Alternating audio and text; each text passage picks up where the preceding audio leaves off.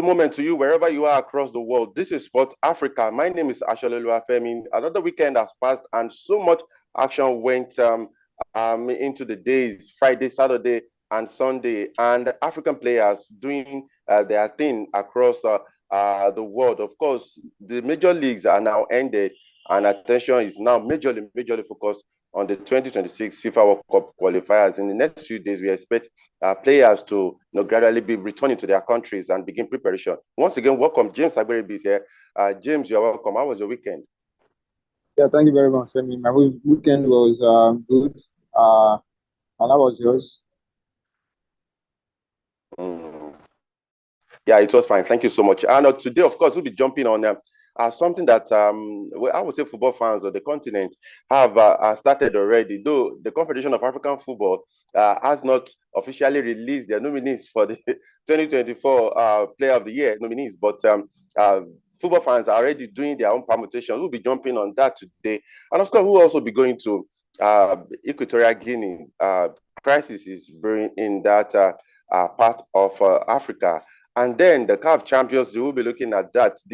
The passion that Africans throw behind football, behind their respective clubs on the continent is growing by the day. And over the weekend, we saw insane level, completely different from what you are used to. We get all of these and more to you today on the show. So let's get started. Of course, we'll take you through the continental roundup, then talking points, then of course the big game of the weekend, and of course who's our star and our proud today. Those are what we do right here on the show. Please don't forget to subscribe to our channel. Please do not just watch, please subscribe. That is how you can actually support what we do right here. Okay, let's get started.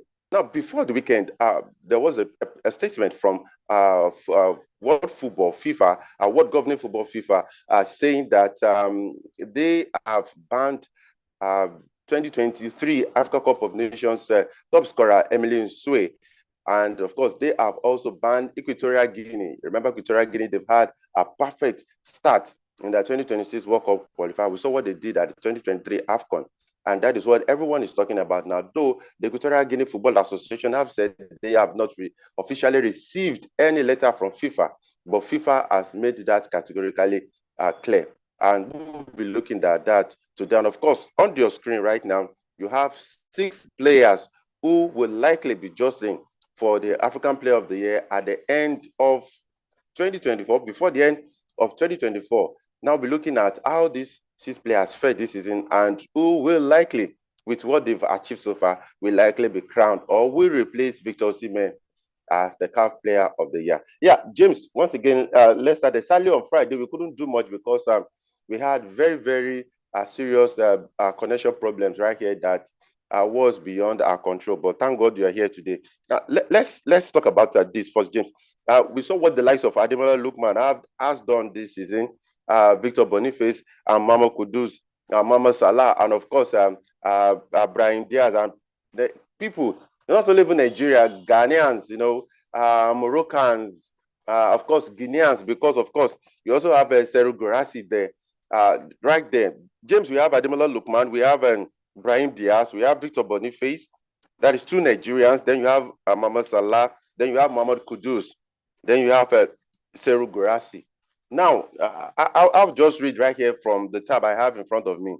Ademola Lookman, James, he also scored yesterday for Atalanta, so meaning that he has 16 goals this season in 44 games for Atalanta, and as well as he has 8 Mohamed Salah, Mohamed Kudus, and maybe in November when the next Footballer of the Year will be decided by the Confederation of African Football. Yeah, Femi, I think it's a good list. And we also have 2 Nigerians there, Boniface and Ademola Lookman. So these other guys too, they've done well for themselves, in the club side. Then another thing there again is I think the AFCON will play. We also have a role to play in this if the eventual when the names comes out. We have to Hala, we have our Ademola Lookman, who said Mohamed Salah is still doing his thing. The Guinean striker Gerasi is there. Brian Diaz, Mohamed Kudus. There are players who have a say when it comes to the when the names are eventually announced. But for who I think stands a chance, with the way things have found out, this I think without being biased or being sentimental, I think Ademola Lookman might edge it, because we also saw how the season ended, especially after you saw what he did at the last AFCON. He was he helped Nigeria reach the final. He made the team of the tournament. He helped his team, Atalanta, to the final of the Coppa Italia, which unfortunately they lost to Juventus. Before we now saw him explode in the final of the Europa League, scoring a hat trick. So for me, I think he has a big shout in it. Not without ruling out other guys. We are finding people who say Victor Boniface will also be in the mix. Yes, because look at his performance, his debut season for Leverkusen. But Yeah, at some point, Leverkusen. he went off injured. Even without him, the team went on to so it showed that without him, they still have gone ahead to win. Not taking anything away from the fact that he also contributed a lot. Scored important goals for them. So for me, it's still early days yet. I don't want to start saying, okay, this is the person that's going to win, or this is the person that is not going to win. The World Cup qualifiers is just looking around the corner. So let's go. I know that some of these names that you build out, I won't be surprised if the nominations are and the list. So for me, that's just it. Okay, were you surprised that Sebastian Heller is not on this list that has been widely shared around almost everywhere? Because I first saw this on the page of a Ghanaian football journalist. Would you say that it's not complete without Sebastian Haller? He scored that very crucial goal for Cote d'Ivoire at the 2023 AFCON final. Femi, if you agree with me, after the AFCON, we've not really heard much about Hala. If you agree with me, the But high point of Dortmund this, to play in the UEFA yeah, Champions League final. yes, but how many games has he played? I don't. He's not even a regular for them. So that's one thing that will count against him. Fine, they might go ahead and win the Champions League, but you should without him in that team, they still gonna. Even the guy from my Cote d'Ivoire, Adingra, after the AFCON final, what he did, his man of the match performance. Since then, not really heard much about it. So there are players like that who just took an opportunity of a particular, event. And after that, they just fizzled out. So I think that's what has happened in the case of Adingra and Hala. So if the list, the nominees, eventually, if it's reeled out and these guys don't make it, I won't be surprised. Because like I said, after the AFCON, what have they gone on to do? Somebody like Ademola Lookman, after the AFCON, he still went on, did a lot for his club side and crowned it all with Europa. It's their first major title, and their first title since their first European title and their first major title since 1963. So for me, it's I won't be surprised and I won't object if a lot of people come out to say Ademola Lookman. But like I said, it's still early days yet, and let's wait and see when the names are read out, and from there we'll begin to have a clear picture of who might, at the end of the day, have the chance of replacing Victor Osimhen. Because for me, Victor Osimhen is not really in the mix this time around. Okay, all right. Well said, James. Let's talk about Equatorial Guinea, James. I think this story borders about how we do things right here in Africa. We know we've talked about it several times on the show. And like I said, before the weekend, of course, we heard this news that the FIFA Disciplinary Committee has banned Equatorial Guinea from further participation in the 2026 FIFA World Cup qualifier because it is a FIFA competition. They say for fielding an unqualified player, which is Emilio Nsue. This is the same Nsue that has participated at the 2023 AFCON and finished as the top scorer. Now, James, according to a statement by FIFA, they say after considering all elements brought before it, the FIFA Disciplinary Committee was comfortably satisfied that the player was ineligible and consequently decided to declare the matches of the FIFA World Cup 2026 preliminary competition in which the player was fielded, namely against Guinea and Namibia, of course, and Liberia, played on November 15th and November 20th, respectively, lost by forfeit, lost by forfeit by Equatorial Guinea by a score of 3-0. That means Equatorial Guinea have lost those two games to Liberia and of course to Namibia, 3-0 each. That means like a walkover for fielding Emilio Nsue. So the statement didn't really even go further. So after a little research by us, we found out that FIFA also banned Nsue and banned him for 6 months and fined him a total of 150,000 Swiss francs. Now, James, after a much research, he found out that he had played for Spain for several underage teams in Spain. He played in the under-21 European Championship in 2011 and later became Equatorial Guinea's all-time scorer. So it seems that the right paperwork were not filed with FIFA. And there are laws to this. You can't just wake up from a country and say, I don't want to play for you anymore. I want to play for another country.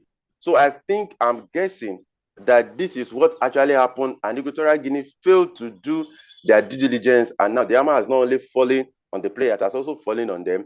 Their first two 2026 FIFA World Cup qualifiers that they won, they've lost it, and they've also been thrown out of the competition. Femi, it's a sad one. It's the same Emilio Nsue who had issues with the football with his country's football body at the AFCON. We also saw what happened, the back and forth he had with them. Now this development, it's sad because a team that started well in the World Cup qualifiers and now they're on the verge of not making it. So I think it's going to be very, very difficult for them now to get those points back. So that you just go to show that FIFA doesn't. They don't joke when it comes to things like this. This someone comes to if the right things are not done, if the right papers are not, completed, if Due everything process, is not yeah. put due process, if all those they don't, everything is to the letter. FIFA don't joke with this. If one paper is missing, even half of the paper is missing, I mean the hammer will fall. That's how far it. So I think this has to go to the Equatorial Guinea football body because I don't know that they are not novice when it comes to because I want to believe that they have other players too who at one time featured for that country before they now switch. It's that is now the big issue. That is about to cost them dearly now. So that's why we have to do things properly. Because I mean, when you fail to focus on the main thing and start focusing on things that are not important, like just like what happened in the AFCON, he came out to say some of their old and stuff like that. That's what come up with most of our FAs here in Africa. Anytime they have issues, yeah, it's always about money, about bonuses, about unpaid wages and stuff. They don't do instead of focusing more on the most important things, just like what the Sue issue now.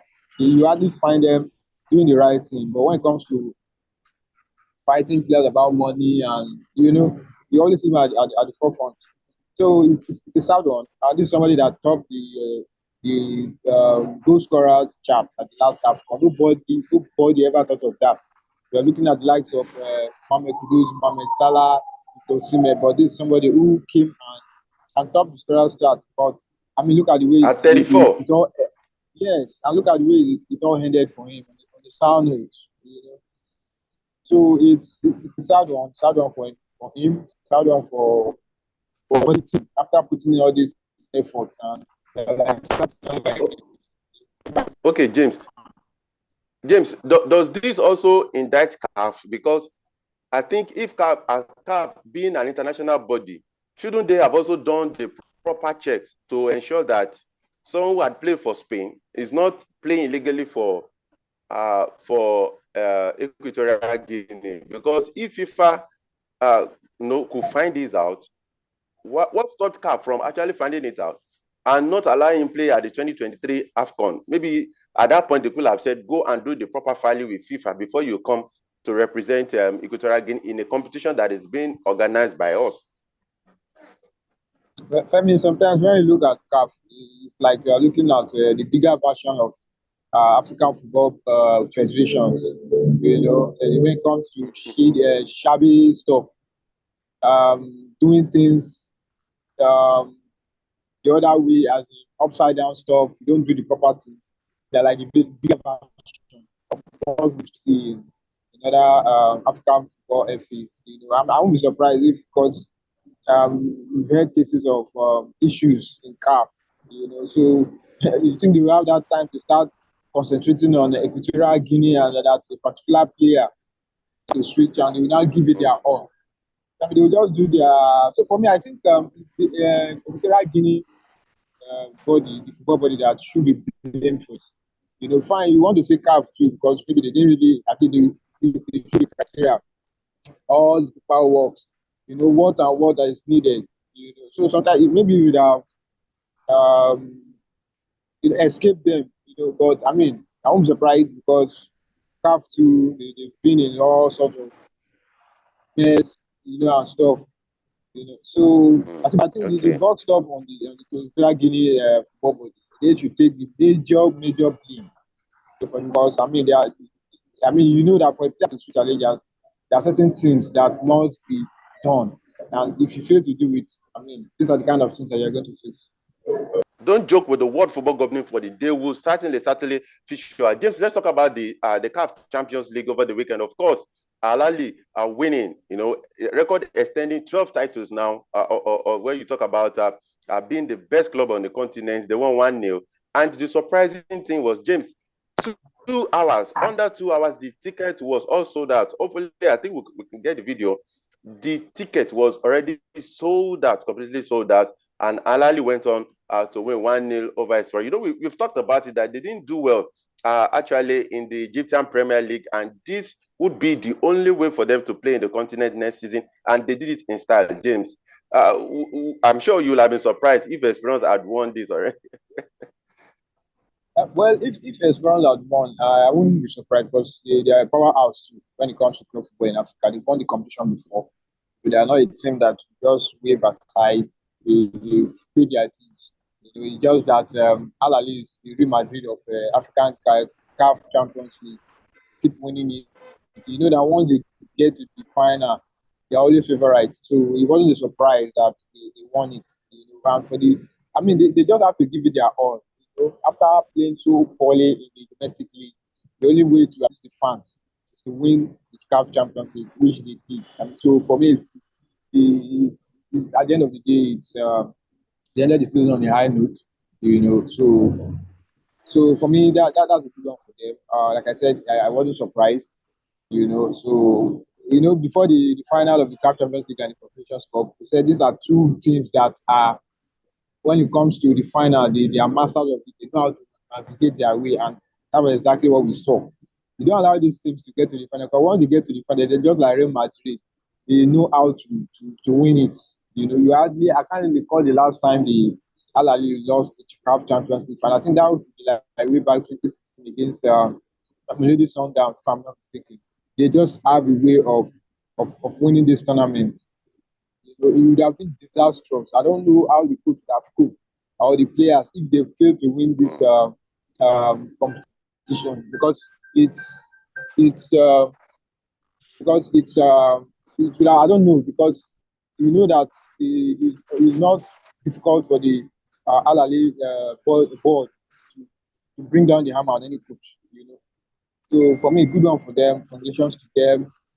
They will be playing in the revamped FIFA Club World Cup, and they played in the final before, so good representation for Africa, and so good one for them. Let's hope the other teams will emulate them and they'll be consistent, because that's one thing about them when it comes to this CAF champions. They've been consistent all in this. I mean, I can't count how many times they've won the last 5, 6, 7 editions. How many times do you find them there? So congrats to them, and what a way to end the season on a high. So let's see how it pans out. I'm surprised next league campaign. Femi, I'm surprised if you go all out and win because fine, they've won the CAF Champions League, but the league title, about two, they are never satisfied. That's one thing about La Liga. Okay. Okay. James, I think let's take a trip to Tanzania. And this again underlines the passion of followers of football on the continent of Africa. Like if the ticket for the CAF Champions League final can be sold out in just 2 hours, James, that tells you about the prestige of the game on the continent, and of course, most importantly, the passion behind it. Now, over the weekend, Younger Africa, they won the Tanzania Football League, and that is their 30th title. They painted almost the entire street, in colors of their team, yellow and green. Those are the picture right there. And in comparison, now I'll tell producer to compare with Manchester City's parade after winning their 4th consecutive Premier League title. You wouldn't even compare the crowd that turned out, the old and young, everyone excited on the streets of Dar es Salaam in Tanzania, James. I think this tells about the passion of the game and the fact that, for instance, in Nigeria, a lot of people thought, okay, because there's the English Premier League, people do not really bother so much about the domestic league. But this, it emphasizes the fact that if the right things are done in terms of bringing sponsorship, in terms of publicity, supporters will troop to the stadium to watch these games. For me, one thing I've come to observe about the Tanzania League is, though it's small and it's not one of the most, it's not among the biggest leagues, but for me, they find a way to make it known, to make it visible. The sponsorship, the hype around it, especially when the big teams play. You think that you have a very good player who played in the Tanzanian league, Benjamin Tanimu, right? Tanimu, yeah. So it goes to show that something big is happening in that league. It's a small country, but they've been able to pump in money to make noise about their league. That's why I see their teams on the continent. It's just a matter of time before one of those teams eventually win one of the CAF competitions, the Confederations Cup and the CAF Champions League. But they've been coming, they've been pushing, they've been doing all sorts, and it's just a matter of time before they act that cool. So I think they've been able to show the rest of Africa that it's not always about the foreign leagues, about the European leagues and other. You can also make your league lucrative and package it in a way that your fans will want to focus on the league. I mean, we've seen how fans go, how they buy merchandise of these club sides, and when it's time for the big game, you see the stadium is packed. And just like what you said, the parade after the league was won. Winning their title, yeah. Exactly. So that's how it is. When you plan well, you attract a lot of players, and attract a lot of foreign players in your league. Just like what you said, Tanimu is playing there, and I think a couple of Nigerians too. Apart from Tanimu, a couple of Nigerians and players from other African countries, they are playing in Tanzania league. Because the league, they play well. Everything is run professionally. The way it's supposed to be. So that's how it's supposed to be. Other African countries like Nigeria, Ghana, they used to emulate this country. They're a small country, but it's not about the size. It's about how you package what you are doing. That make it attractive. I mean, sponsors fall all over themselves, part of this Tanzanian league. I'm not surprised because they've been doing it for years. They've been improving. It's like every year they come up with something new. Always looking for ways to make the league big, and that's what is happening. So I'm not surprised. I just pray that the Nigerian league emulates what they are doing in Tanzania. Because if we have 5 good players playing in the Tanzanian league, I mean, it goes to show. And he's not even playing in one of the big teams. And that's the surprising thing. He's not playing in one of the big teams, the Simba, the young African. He's not playing in one of the modest. So it's a good one for them, and I hope back home here in Nigeria, our people, our football bodies will learn one or two things to improve the Okay. league, because we have the talent. But when the home front is not well run, that's why I see players flocking to obscure leagues, even in Europe, to get away from the issues that they always face back home here in Nigeria. Okay. I remember when Rangers won the NPFL in 2016 after 32 years. I could compare the parade from this to this. James, sadly, time is not on our friend, so we have to go now. But our stand diaspora today is Frank Kessié. We heard that Hans Flick, the new Barcelona coach, has asked for Frank Kessié to be signed as part of the preconditions for him to have signed his contract with Barcelona. So from AC Milan to Saudi Arabia and now back to Europe. Hopefully, we will see him back at Bayern Munich. And of course, over the weekend, we saw Ashanti Kotoko defeating Hearts of Oak 2-0 in the Ghana Premier League. And the Porcupines and Hearts, they are now just a point above relegation zone in the Ghana Premier League. So sad. That is how the mighties are falling. Sadly, I'm sorry, time is not on our friend. We just have to go now. Please don't forget to subscribe to our channel. We'll see you all on Friday by God's grace. By then, of course, we'll have had countries preparing for their respective 2026 FIFA World Cup qualifier. God willing, we'll be back on Friday. We'll see you all. Have a great week ahead. Bye for now.